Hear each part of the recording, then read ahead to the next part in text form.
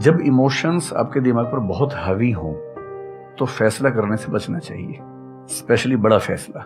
छोटा तो ठीक है कि आपके दोस्त ने कहा कि दोस्त नहीं एक फिल्म देखेगा मेरे साथ, आप इमोशनल हो जाके देख ली फिल्म, क्या हो गया, कोई नुकसान नहीं होगा। पर कोई ये कहे कि तुम मुझसे प्यार नहीं करते, शादी नहीं कर सकते, ये ठीक नहीं है। सिर्फ इमोशंस में आके बहुत बड़ा फैसला मत कीजिएगा, चाहे वो करियर का हो, चाहे पार्टनर का हो, चाहे कोई भी फैसला हो।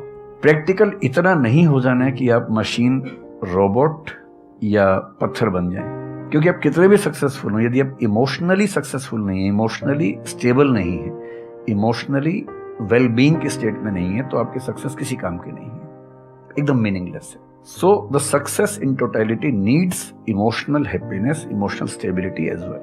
इसलिए इमोशंस को खारिज करके जिएंगे तो शायद कुछ अचीवमेंट्स बड़ी हो जाएं, पर वो किसी काम के नहीं है। केवल इमोशंस पे चलेंगे तो हो सकता है कि अचीवमेंट जिंदगी में ज्यादा हो ना पाए।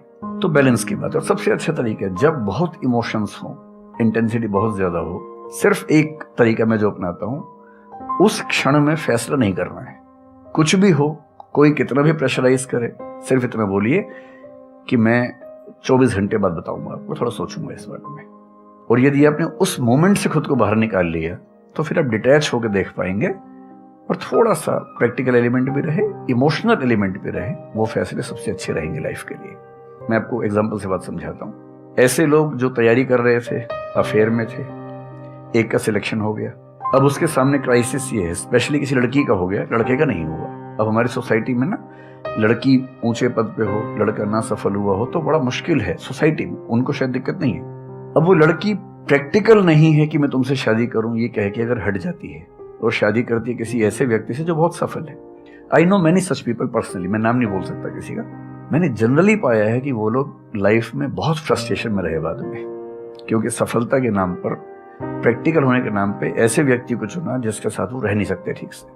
और मैं ऐसे कई लोगों को जानता हूं जो आईएएस बने, आईपीएस बने, जिनको करोड़ों रुपए के दहेज के ऑफर्स आए, साफ ठुकरा के कहा कि मैं जिंदगी एक ही व्यक्ति के साथ गुजार सकता हूं जो मेरे साथ है, और हैं, बहुत खुश हैं। अब कोई कह सकता है उनके परिवार में कि इसने प्रैक्टिकल फैसला नहीं किया, इमोशनल फैसला किया, पर अल्टीमेटली किसी चीज की वैल्यू क्या है? आपकी लाइफ बेहतर हो। क्योंकि अल्टीमेटली अगर मैं अपनी वैल्यू के खिलाफ चला गया तो खुश कैसे हो जाऊंगा? पैसा मुझे कैसे खुशी देगा जब मैं ही नहीं रहा, तो खुशी किस बात की? इसलिए इतना प्रैक्टिकल मत होना कि अपनी माँ के, पिता के, भाई बहन, दोस्त, जो प्रेमी प्रेमिका है, उनके इमोशंस के साथ खेलने लगो।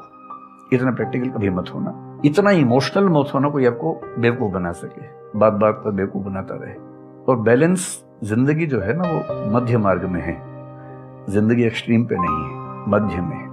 अगर कोई व्यक्ति आपको ये कहे कि मुझे डिमोटिवेशन कभी नहीं होता, तो उसको इलाज की जरूरत है। क्योंकि जब आप अपने से बेहतर व्यक्ति को देखेंगे, आपको थोड़ा सा इंफीरियरिटी कॉम्प्लेक्स आएगा, डिमोटिवेशन आएगा। जब आप अपने से कमजोर को देखेंगे, आपको सुपीरियरिटी कॉम्प्लेक्स आएगा, थोड़ा सा मोटिवेशन ज्यादा हो जाएगा। जिस दिन टारगेट पूरा हो जाएगा, मोटिवेशन आ जाएगा। जिस दिन टारगेट पूरा नहीं होगा, डिमोटिवेशन आएगा। जिस दिन टेस्ट में आपके मार्क्स अच्छे आएंगे, आप मोटिवेशन के साथ लौटेंगे। जिस दिन खराब आएंगे, डिमोटिवेशन होगा। लेकिन ध्यान रखिए, जिस दिन आप मोटिवेटेड हैं, उस दिन आप वजह बन गए कईयों के डिमोटिवेशन की। लगातार मोटिवेटेड होना एक मेंटल इलनेस की निशानी है, और लगातार डिमोटिवेटेड होना डिप्रेशन की निशानी है। इन दोनों से बचना है। तो डिमोटिवेशन की बहुत हाइप है, इतनी हाइप की जरूरत नहीं है। थोड़ा बहुत हो, एंजॉय कीजिए उसको।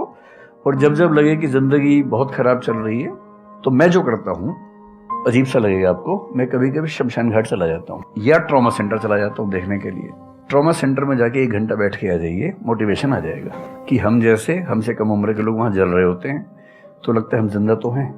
अगर मैं थोड़ा सा कॉग्निटिव लेवल पर बात करूं, एक बहुत बड़ा साइकोलॉजिस्ट हुआ, उसका नाम है ब्रेंटानो, कभी सर्च कीजिएगा उसको। ब्रेंटानो ने ह्यूमन कॉन्शियसनेस को स्टडी किया, और उसने ये बताया कि ह्यूमन कॉन्शियसनेस की बेसिक नेचर है कि जो हमारे पास है वो हमें नजर नहीं आता, जो नहीं है वो नजर आता है।